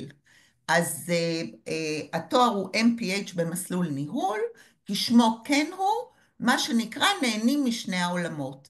הדגש בתואר שניתן בבית הספר למנהל עסקים, הוא דגש בעיקר על הניהול.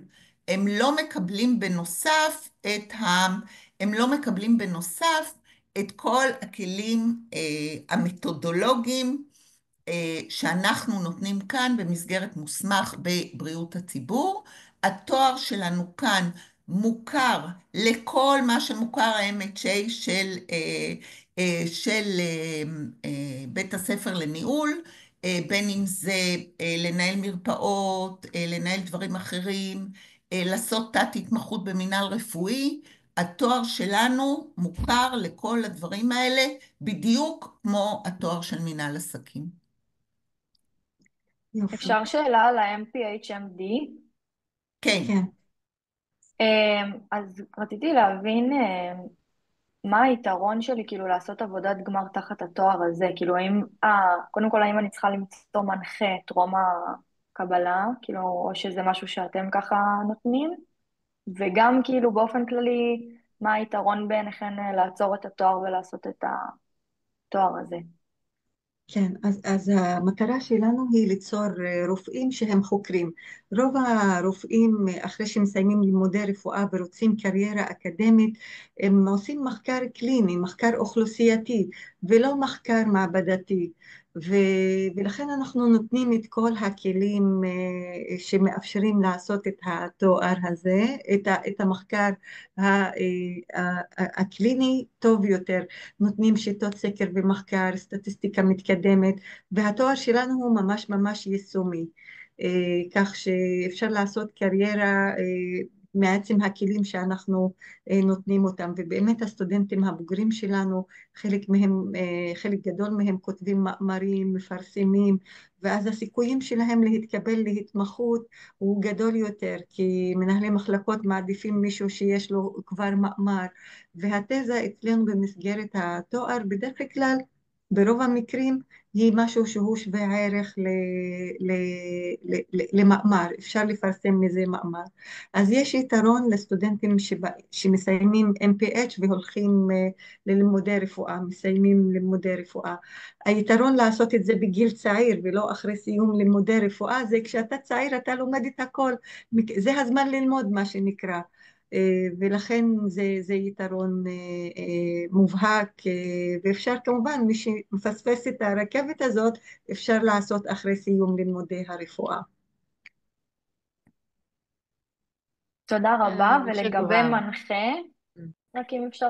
יש לנו מנחים, אנחנו במהלך, לא צריך לבוא עם מנחה מראש, אנחנו במהלך, לקראת סוף הסמסטר הראשון ללימודים, דואגים שלכל הסטודנטים של MD-MPH יהיה מנחה, כדי שהם יוכלו עד סוף סמסטר ב' להגיש את הצעה לעבודת התזה שלהם.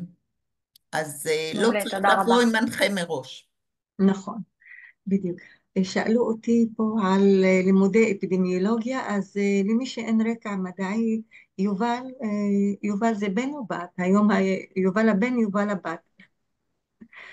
אבל זה לא משנה. אפשר לשאול, אפשר ללמוד אפידמיולוגיה גם למי שאין רקע מדעי או רפואי. יש לנו קורס השלמה שבהיקף של 3 ש"ס, פיזיולוגיה, פתולוגיה של מחלות, והקורס הזה הוא מעבר למכסה של השעות של התואר. אז כן, אפשר להתקבל ולהצליח בלימודים. אפשר לשאול שאלה בנוגע למסלול של ה-MD-MPH? כן, דולב. היי, אז אני בעצם את השנים הפרה-קליניות, אני למדתי לא בתל אביב, אבל עשיתי במסלול מיוחד שגם השלמתי תוך כדי תואר ראשון במדעי המחשב, אז יש לי גם תואר ראשון במדעי הרפואה וגם במדעי המחשב. רציתי לשאול אם במסלול של ה-MD-MPH אפשר בקורסי בחירה ובעבודה של המחקר גם להעמיק כאילו בנושאים יותר חישוביים. כאילו באמת בריאות הציבור ברמת האוכלוסייה, אבל לרכוש עוד כלים חישוביים פרקטיים. כן, דולב, יש לנו חוקרים היום עם יותר ויותר ביג דאטה, אז כן, יש לנו חוקרים עם רקע חישובי מאוד חזק, פרופסור גבי חודיק שעבד במכבי על מאגרי המידע ומקים פה מרכז מחקר מאוד מאוד גדול, וגם יש לנו פרופסור אורי אובולסקי שהוא בא עם רקע מתמטי וחישובי, אז יש כמה חוקרים שיש לנו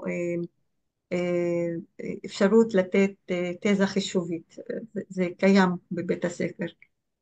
וגם מבחינת קורסי הבחירה יש קורסים שמגיעים? כן, בהחלט. יש לנו קורסים של R, קורסים של סטטיסטיקה מתקדמת, שהם ממש יישומיים ופחות עיוניים. אוקיי, תודה רבה. ועוד שאלה קטנה, בעצם בשנת הפסקה הזו, עושים גם איזה שהם קורסים של רפואה, או שזה רק מוקדש למחקר ולבריאות הציבור? רק לבריאות הציבור. זה שנת הפסקה. אוקיי, תודה רבה. יש לפעמים, תלוי בשנה ובמחזור, למשל הקורס של מבוא לרפואה פנימית, שיכול לחפוף איזה חודש או כמה שבועות עם הלימודים של רפואה, אבל זה תלוי בתוכנית הלימודים, ואנחנו מעדכנים את הסטודנטים על הנושא כבר בתחילת שנת הלימודים, ואנחנו מנסים לתת את כל התמיכה כדי להצליח בלימודים. אוקיי. בעצם יש מייל שאפשר לפנות אליו בעוד שאלות כן, המייל של מירב, היועצת האקדמית שלנו, תשמח לעזור, זה הופיע בצ'אט, אולי כדאי שיופיע שוב. זה גם מופיע באתר בית הספר, וגם המידע על המסלול, ושוב, כפי שאמרנו, הקבלה מאוניברסיטאות אחרות היא קבלה תחרותית, כי מספר המקומות שלנו מוגבל. אפשר עוד קצת הבהרה על מי שכבר סיים לימודי רפואה ואחרי סטאז', מה אתם ממליצים לו לעשות? בטח. איזה מסלול לבחור? האם שוב, אחרי סטאז', אני מבינה שהכוונה שלך בין הסטאז' להתמחות. נכון.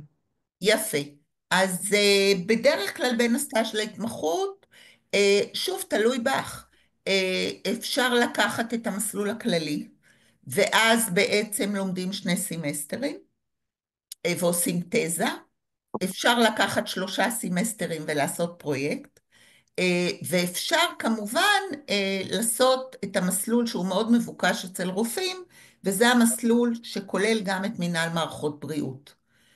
ואז זה אומר לדחות את ההתמחות בעצם בשנה וחצי.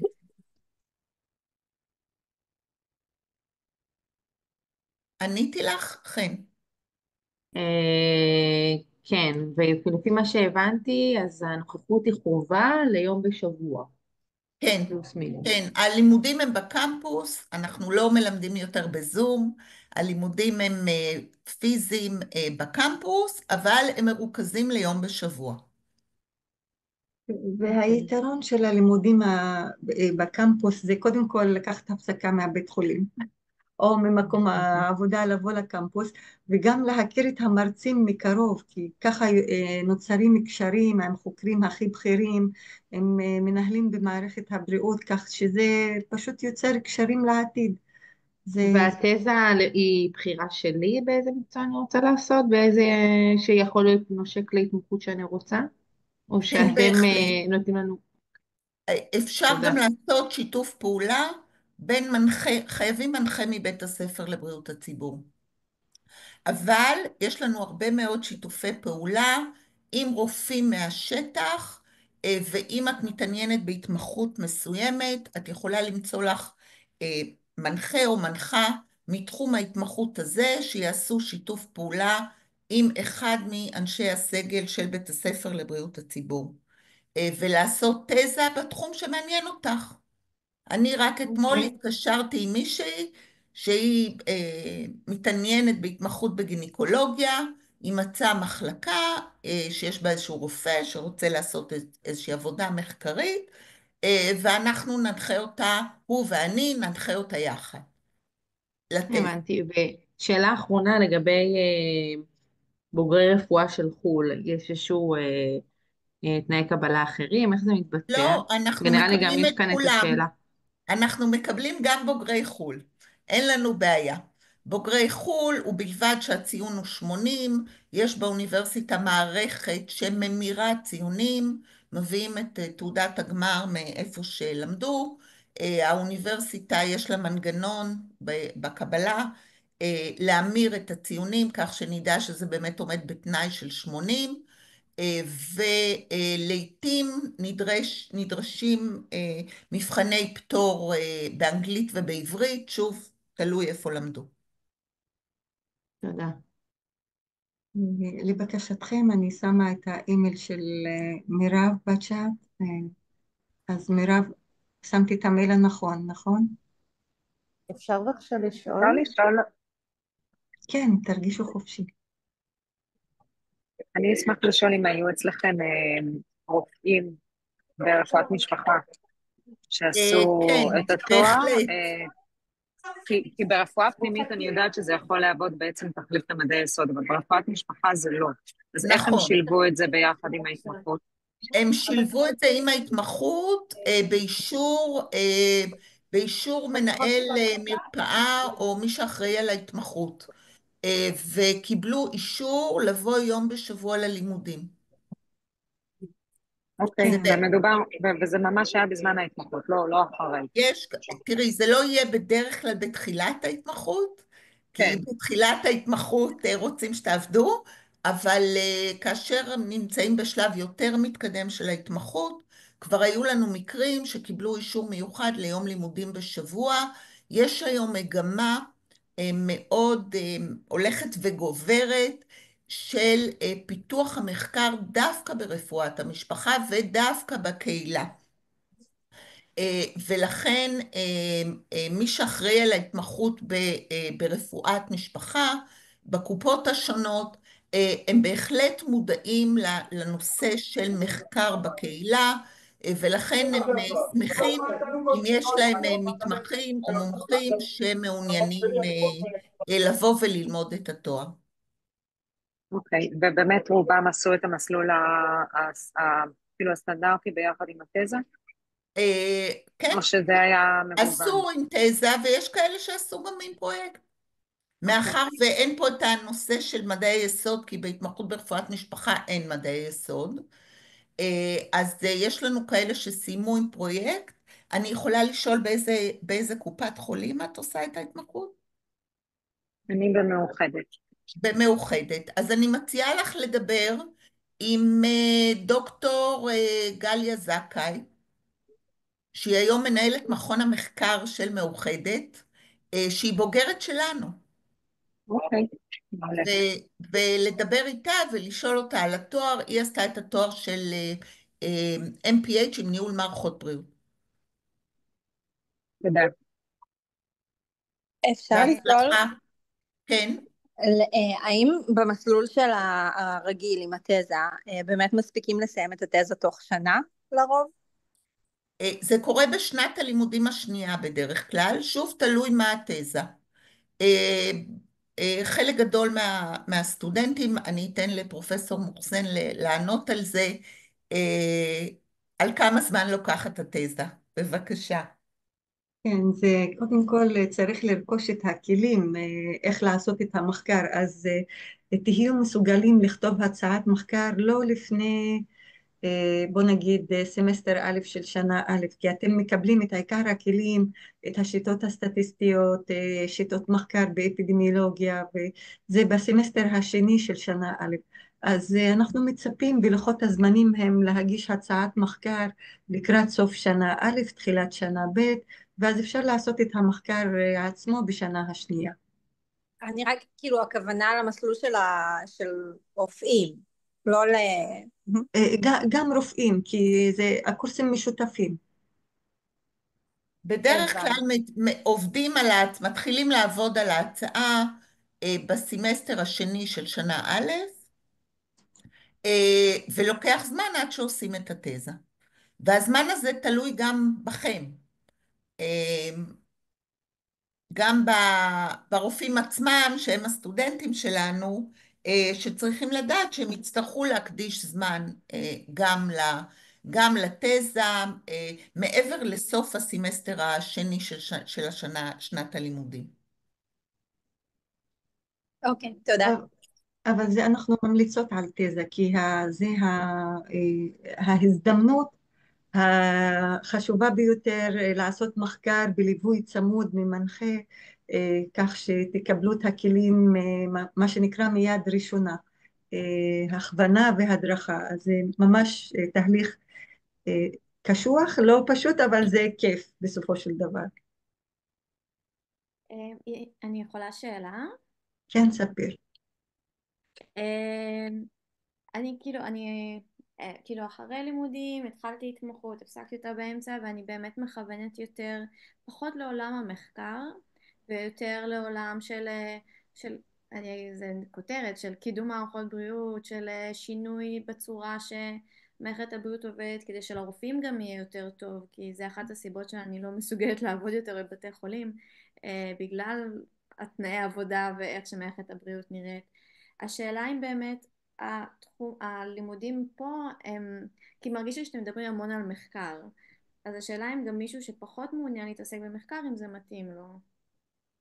כן, כן, כי זה, יש לנו מסלול עיוני ומסלול מחקרי, אז המסלול המחקרי זה באמת עבודת התזה, אבל המסלול העיוני אתם תקבלו יותר קורסים, מי שעושה מסלול ללא עבודת גמר, ללא תזה, ואז לומדים יותר ומקבלים כלים שהם דרך קורסים ודרך אינטראקציה עם מרצים וחברי סגל, ונראה ספיר שאולי המסלול של ניהול מערכות בריאות דווקא הוא המסלול שיתאים, כי את מדברת על מערכת הבריאות וזה, אז יותר דנים בתחומים האלה במסלול ניהול, בקורסים השונים.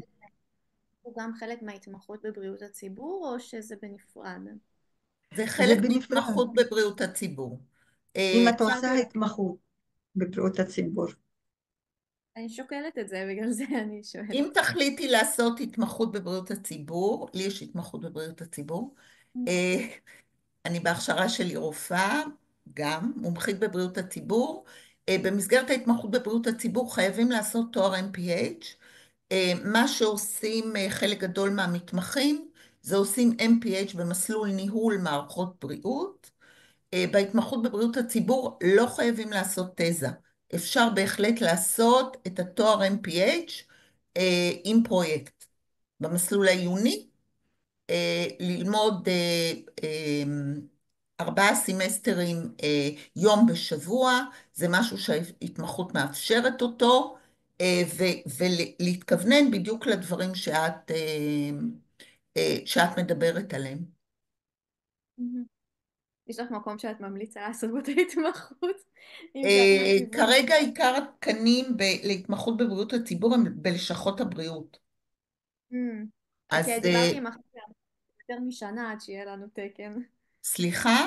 עם מי? דיברתי עם לשכה אחת ואמרו לי אולי בעוד שנה, שנה וחצי יהיה לנו אז תקן. תפני ללשכות אחרות, יש הרבה לשכות. יש לשכת בריאות בתל אביב, יש לשכת בריאות ברמלה. המרכז הלאומי לבקרת מחלות, שהוא מסונף אלינו. גם מהם נותנים התמחות. אצלם זה גם במנהל, זה לא במחקר יותר?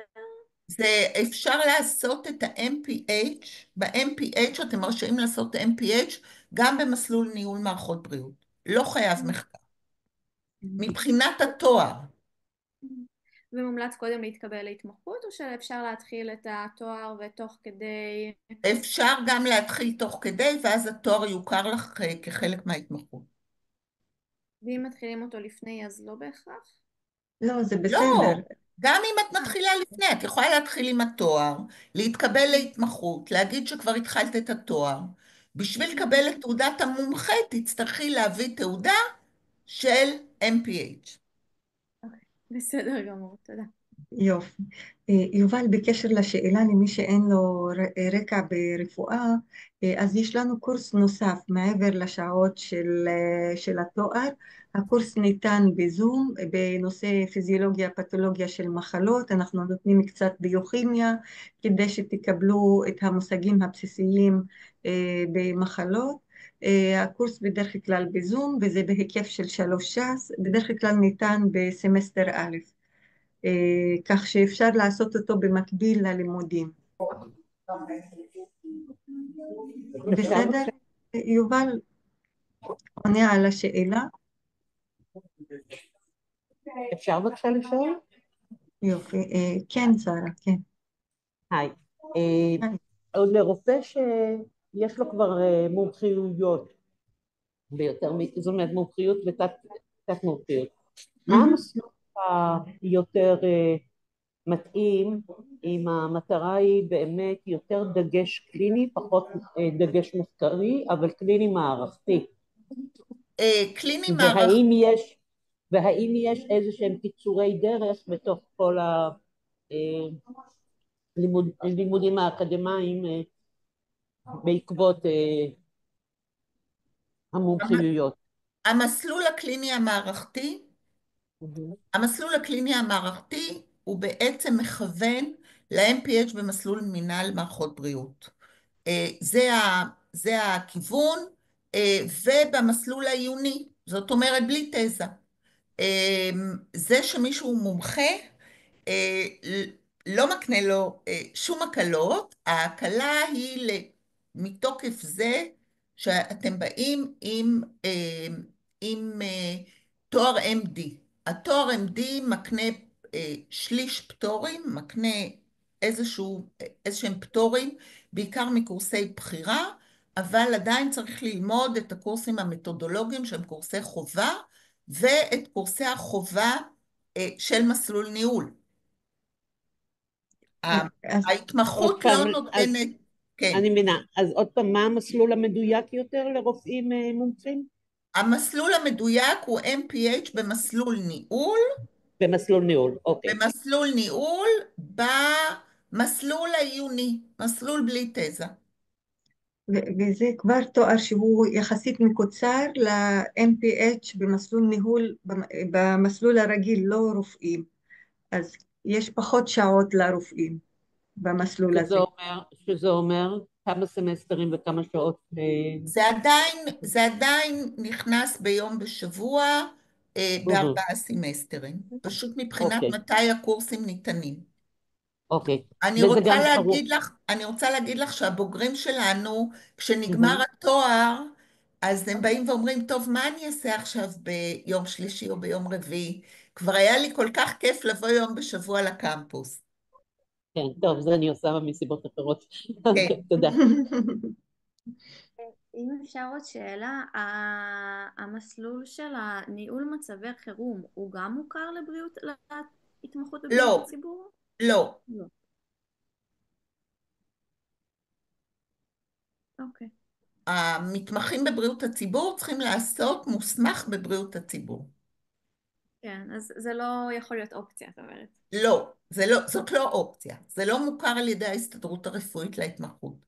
זה תואר מצוין, מעניין, הוא חלק מהבית ספר שלנו, אבל לצורך ההתמחות בבריאות הציבור הוא לא מוכר. וזה אפשר לעשות אותם במקביל, או שזה כבר עמוק מדי? לא, אי אפשר. אי אפשר ללמוד 2 תארים במקביל. באופן כללי? באופן כזה שהקורסים מתנגשים. וגם צריך לשלם כפול שכר לימוד, עבור כל תואר בנפרד. מה באמת השכר לימוד? סליחה שאני שואלת. שכר הלימוד הוא בערך, אנחנו לא, זה גם מאוד תלוי באיזה מסלול בדיוק תלמדי, אבל זה סדר גודל של 20 ומשהו אלף שקל לתואר.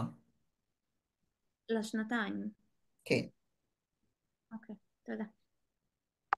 אני יכולה לשאול שאלה? כן, דפנה. אני לומדת סיעוד תואר ראשון, אני מסיימת השנה. רציתי לשמוע יותר על הנושא של ביוסטטיסטיקה ואפידמיולוגיה רפואה מונעת. יופי, אז מבחינת ביוסטטיסטיקה יש לנו תואר שהוא משולב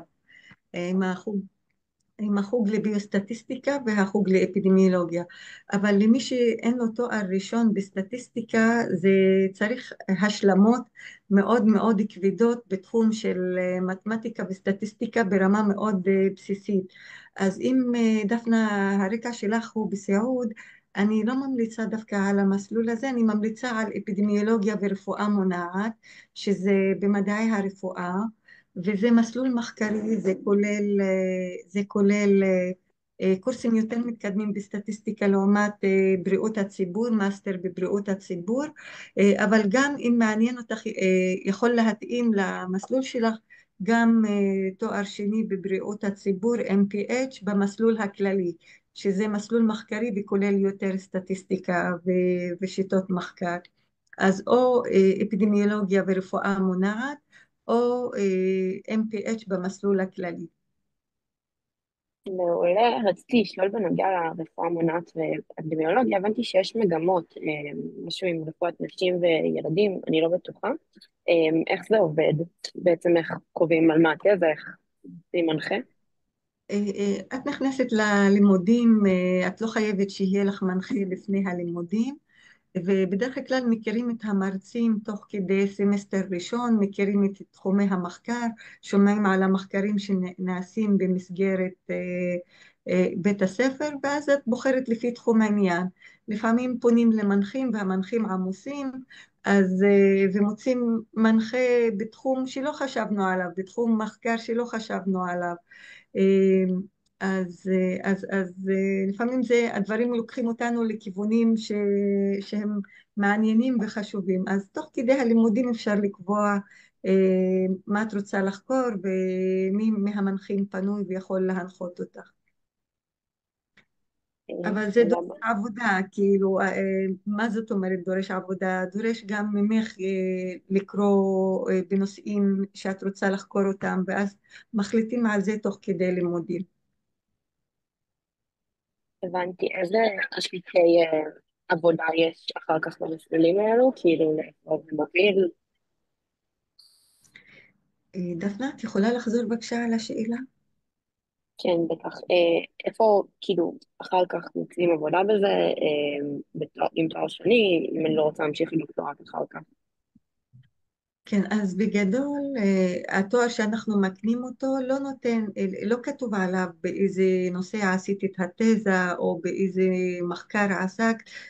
התואר הוא למשל יכול להיות MPH כללי, או תואר במדעי הרפואה ומסלול אפידמיולוגיה. זה לא כולל את הנושא של התזה, כך שזה לא משפיע על האפשרויות למצוא עבודה בהמשך.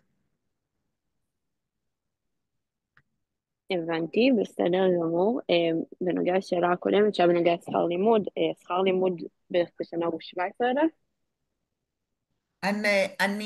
אנחנו ממש לא רוצים להתחייב, אני לא יודעת אם מישהו מהמזכירות עוד נמצא כאן. היי, כן, ליאת. כן, אבל זה משהו שצריך לברר מול שכר לימוד של האוניברסיטה, נכון? כן, זו שאלה שצריך לפנות של שכר לימוד, זה תלוי בתואר, איזה מסלול, אם הם רופאים או לא רופאים, אז ממש מומלץ ליצור קשר עם שכר לימוד. אוקיי, תודה רבה. ההרשמה היא עד סוף מאי, ומתי הרעיונות בערך? לאפידמיולוגיה אנחנו כבר התחלנו לראיין. מראיינים כל הזמן. אוקיי, ועכשיו אני צריכה להגיש גיליון ציונים, כי אני עדיין לא סיימתי תואר ראשון, אבל כאילו, זה מסתדר? כן, מגישים את הציונים שיש לך, את גיליון הציונים, מה שיש לך, ואז לפני תחילת התואר מבקשים אישור זכאות על התואר וממוצע סופי. אז, ובודקים אם עומדים בתנאי הסף, כן או לא. אז אפשר להירשם אם את בשלבים האחרונים של התואר. בסדר, דפנה? כן, תודה רבה. בשמחה. והייתה שאלה לגבי בוגר כלכלה. מי שבוגר כלכלה, אז בדרך כלל אנחנו כן מבקשים קורס השלמה, כי זה לא קרוב למדעי הרפואה והבריאות, אז יש לנו קורס השלמה של פיזיולוגיה, פתולוגיה של מחלות. עונה על השאלה? יש לי עוד שאלה, אם אפשר. כן, ספיר. כן, רציתי לשאול הכל לגבי בסדר. המסלול של המנהל מערכות בריאות או מסלולים אחרים גם, עד כמה זה משהו שהוא ספציפי למדינת ישראל, או שאפשר להשתמש בו גם מחוץ למדינה? זאת אומרת, אם עושים רילוקיישן או משהו כזה, האם זה שימושי גם שם, או שזה כמו בעריכת דין, את לומדת את החוק של המדינה וזה מה יש? לא, אנחנו מלמדים כלים שיוכלו לשמש אתכם בכל מקום בעולם. כלכלה זה כלכלה, חשבונאות זה חשבונאות, ויש לנו קורסים במערכות בריאות לא רק בארץ אלא בעולם, והסטטיסטיקה ושיטות מחקר זה רלוונטי בכל מקום בעולם. אני למדתי פה את התואר השני באפידמיולוגיה וגם את התואר השלישי, וכשנסעתי לפוסט דוקטורט בארצות הברית יכולתי להתחרות ראש בראש עם בוגרים של הרווארד ובוגרים של ג'ונס הופקינס, כך שהבוגרים שלנו משתלבים במקומות טובים, לא רק בישראל אלא במקומות אחרים בעולם.